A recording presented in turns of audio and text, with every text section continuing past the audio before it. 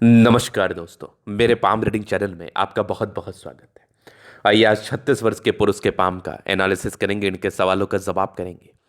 तो सर्वप्रथम इनके सवालों को सुनेंगे, फिर एक एक करके इनके सवालों का उत्तर करेंगे।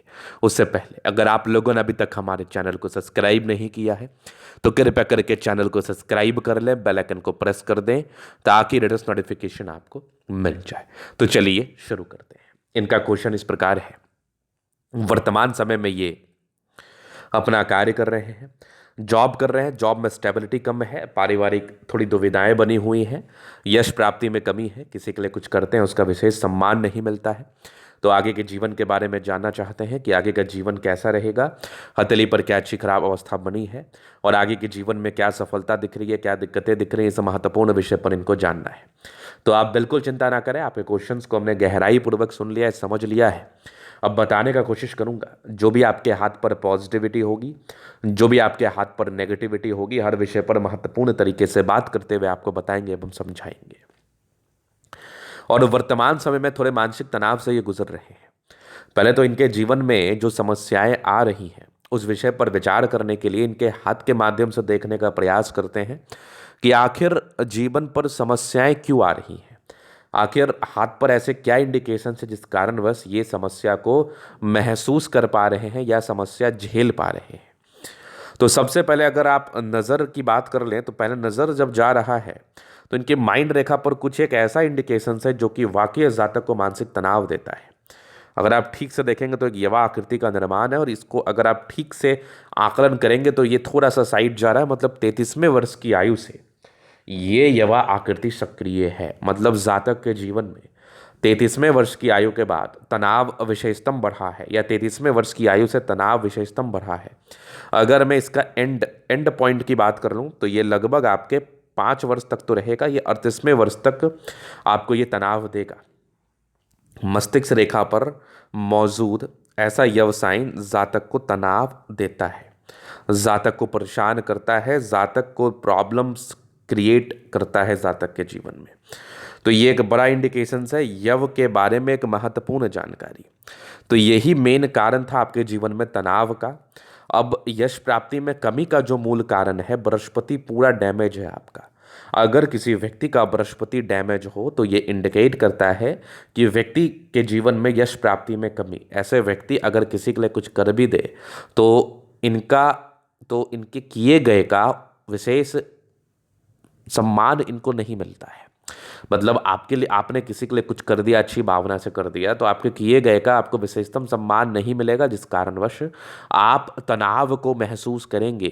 आपको ये महसूस होगा कि मैं बेकार ही लोगों के लिए करता हूँ। आपने किसी के बुरे समय में किसी के लिए कर दिया, लेकिन आपके लिए अगर वो व्यक्ति नहीं करेगा, ना ही खड़ा रहेगा, तो आपको उसको लेकर जरूर परेशानी का सामना करना पड़ेगा। तो ये बृहस्पति का मूल कारण था, बृहस्पति के वजह से मूल कारण था कि आपके जीवन में ये प्रॉब्लम्स आई। और बृहस्पति अगर गड़बड़ हो तो इसके दो साइड इफेक्ट देखने को मिलते हैं जो कि मेजरली रहते हैं।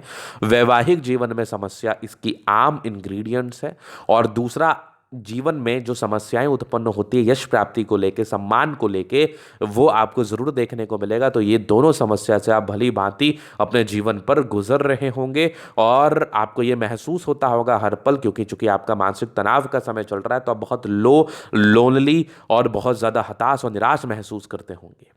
तो इसके लिए आपको यथाशीघ्र उपाय कर लेना है, एक तो यवा आकृति के लिए, दूसरा बृहस्पति के लिए। आपके जीवन पर आपको ऐसा प्रतीत होगा कि समस्याएं जल्दी से जल्दी खत्म होते जा रही हैं और आपको विशेष तनाव नहीं हो रहा है और आपका जो काम स्मूथली होना था वो हो रहा है। अब ये तो हो गई आपकी मानसिक विडंबनाओं को शांत करने के लिए। पहले डायग्नोसिस कर लिया मैंने, उसके बाद इस विडंबनाओं को कैसे शांत करें इसके लिए हम रेमेडी दे देंगे। अब फाइनेंशियली थोड़ा सा ये बहुत ज़्यादा रिलैक्स नहीं महसूस कर पा रहे हैं, मतलब बहुत ज़्यादा ही धनाढ्य नहीं है और ना ही कोई खास काम चल रहा है, बस ठीक है, पैसा आ जा रहा है, काम हो जा रहा है, ऐसी वाली स्थिति बनी हुई है। तो अब इसके लिए भी इनका मेन कंसर्न था कि आखिर इसकी क्या मेन वजह है। तो जब भी किसी प्रकार से हम फाइनेंस की बात करते हैं, धन की बात करते हैं, धनवान की बात करते हैं, तो भाग्य रेखा को देखना निहायती निहायती जरूरी होता है। और आपकी भाग्य रेखा बिल्कुल सार्थक नहीं है तो ये प्रॉब्लमेटिक है, ये जातक को परेशान करती है, जातक को तनाव देती है। अब भाग्य रेखा आपकी सक्रिय हुई है, ठीक से देखो तो 38 वर्ष की आयु से, 38-39 वर्ष की आयु से, इसके पहले तो भाग्य रेखा ही नहीं थी।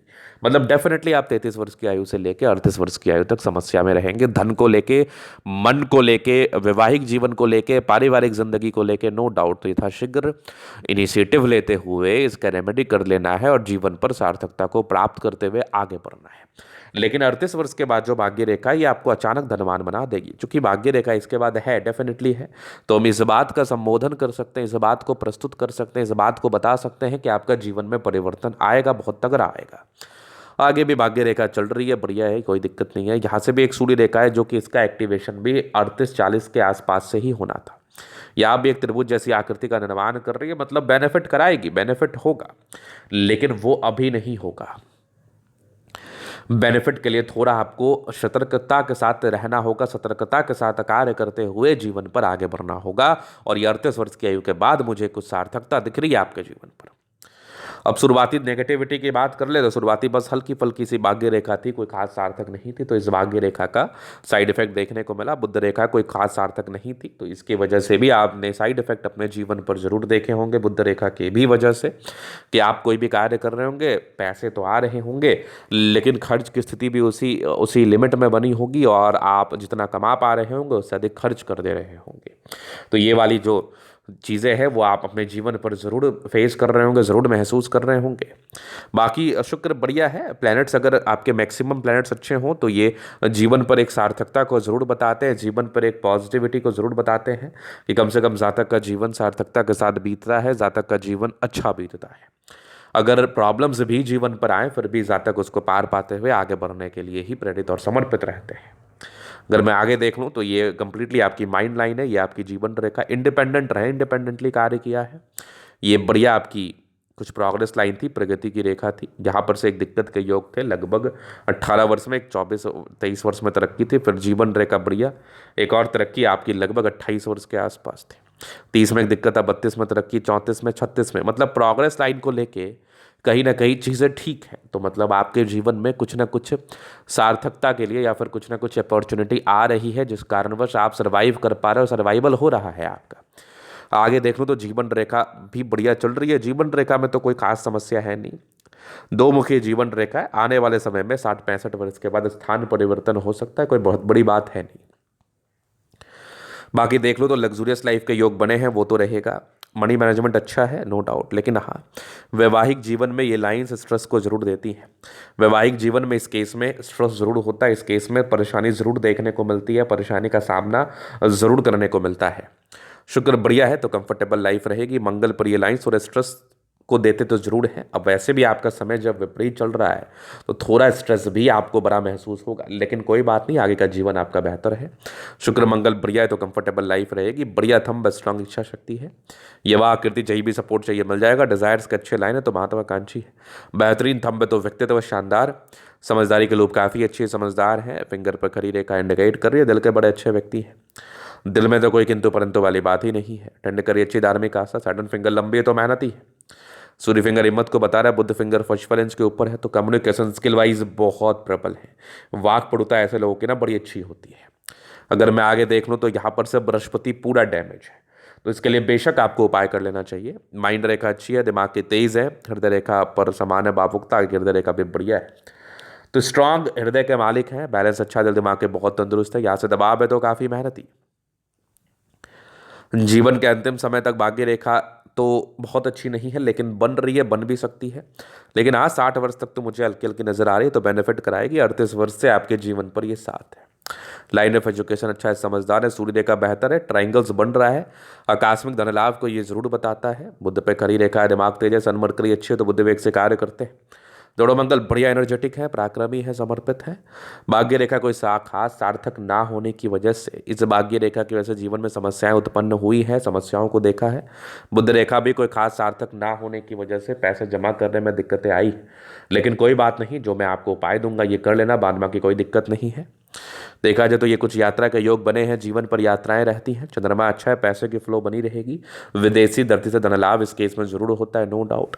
तो ये था इन कैथली का पूर्णतः विश्लेषण। अगर आपको हमारा ये वीडियो पसंद आए, लाइक कर दे, कमेंट करें, सब्सक्राइब कर दे। अगर आप व्यक्तिगत रूप से मेरे साथ इस तरह का दिखा के सही जानकारी प्राप्त करना चाहते हैं, हमारा व्हाट्सएप में डिस्क्रिप्शन में मिल जाएगा, लेके आप संपर्क कर सकते हैं। धन्यवाद।